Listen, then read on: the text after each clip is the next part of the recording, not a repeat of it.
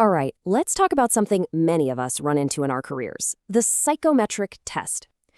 These things can feel like this massive wall standing between you and your dream job or university program. But guess what? They are totally beatable. And today, we're going to give you the keys to do just that. I mean, have you ever found yourself just staring at a screen packed with rotating squares and confusing charts?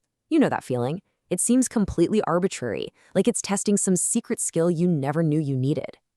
But here's the secret, the thing they don't always tell you. They are not random at all. They run on a clear set of rules and patterns. And once you learn those rules, the whole thing becomes a puzzle you can actually solve. So that's our mission today, to show you the rules so you can crack the code. Let's get into it. Okay, before we dive into specific questions, we need to build our Universal Toolkit. Think of these as 5 core strategies that will serve you well on any psychometric test you ever face.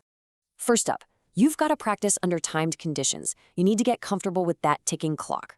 Second, it's a balancing act. You need to be fast, but you also need to be accurate. Rushing and making silly mistakes won't help. Third, know the rules of engagement. If they let you use a calculator, use it. It's a tool, not a crutch. Fourth, before you even start, do some quick math to figure out your average time per question. And last, a super simple but critical tip. If you skip a question on a paper test, for the love of all that is good, skip a line on the answer sheet. You don't want to throw off all your other answers. So let's talk about that timing strategy. Imagine you have a 20-minute test with 30 questions. Well, a quick calculation tells you that's just 40 seconds for each one. 40 seconds! Knowing that number from the get-go is a game changer. It puts a little clock in your head and stops you from getting stuck on one single tricky problem. And that leads to this huge point. Do not, I repeat, do not panic if you look up and realize you're not going to finish. The vast majority of these tests are designed so that almost nobody can finish them. The goal isn't to answer every single question. It's to get as many correct answers as you can in the time you have. Speed and accuracy, that's the whole game. All right, let's get into the section that I think freaks people out the most, abstract reasoning. The puzzles with all the weird shifting shapes. But I want you to start thinking of it as a game of spot the rule. So here we go. A classic abstract reasoning problem. We've got a sequence of shapes, and we need to figure out which one comes next. Before I just give you the answer, take a good look. What's changing from one box to the next? It looks like a jumbled mess at first, but trust me, there's a system here. Let's find it. Okay, let's just focus on one thing. That cross. Notice how it's hopping one spot clockwise in every single frame? And look at the color. It goes white, then black, then white. So based on that pattern alone, we know that in our answer, the cross has to be in the bottom right corner and it has to be black. See? One piece of the puzzle solved. Now, what about that little gray dot? Well, it's doing pretty much the same thing, moving one spot clockwise each time. The only difference is its color isn't changing. It stays gray. So now we know the exact position of 2 different elements for our answer. And finally, there's a third rule, and it's a big one. Just look at the background of the whole square. It goes black, white, black, which means our answer absolutely has to have a white background. And this is such a powerful shortcut, because even if you were short on time and only noticed this one rule, you could immediately cross out all the options with a black background. Your odds of guessing correctly just shot way up. So, to boil it all down for these abstract puzzles, here's your cheat sheet. Pretty much every single one is built on these 4 ideas. Are things rotating? Is the number of shapes or size going up or down? Are colors or shapes alternating back and forth? Or are you maybe looking at a mirror image? Train your brain to scan for these 4 things, and you'll start to see the hidden logic in no time. Okay, let's switch gears and apply that same find the pattern logic to numerical reasoning. These questions just swap out the weird shapes for charts and tables, but the core idea is exactly the same. Cut through the noise and find the rule. Before we get into any intimidating data tables, let's do a quick warm-up.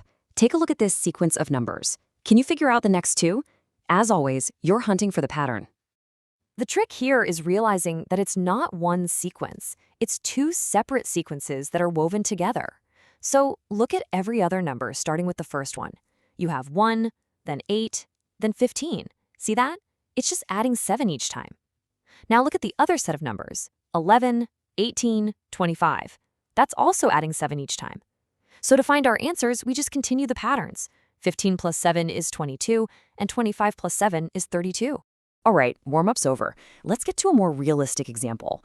What we have here is a table showing stock price info for 5 different companies, specifically their highest and lowest prices over the last year. So the question is asking which stock had the biggest difference between its high and its low. This is pretty straightforward. It just means we need to look at the max price and min price columns and do a little subtraction for each company on the list.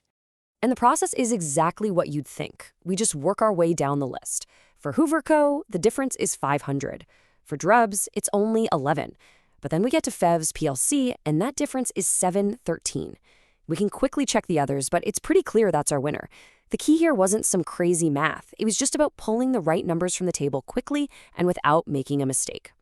Let's tackle one more. This time we have a bar chart that shows fuel consumption. Notice for each car there are 2 bars, dark blue for driving in the city and light blue for the motorway. And there's some extra data in the table below it. Now this question has a few layers to it. We need to figure out the annual fuel consumption for a specific car, the XTAM, driving a certain number of miles per month and only on motorways.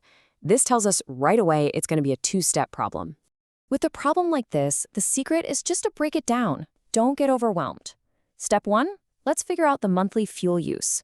We look at the chart, we find the XTAM car, and we see its motorway MPG is 34. So we take the miles driven, 4,250, and divide by 34. That gives us 125 gallons per month. Easy enough. Step 2, find the annual number.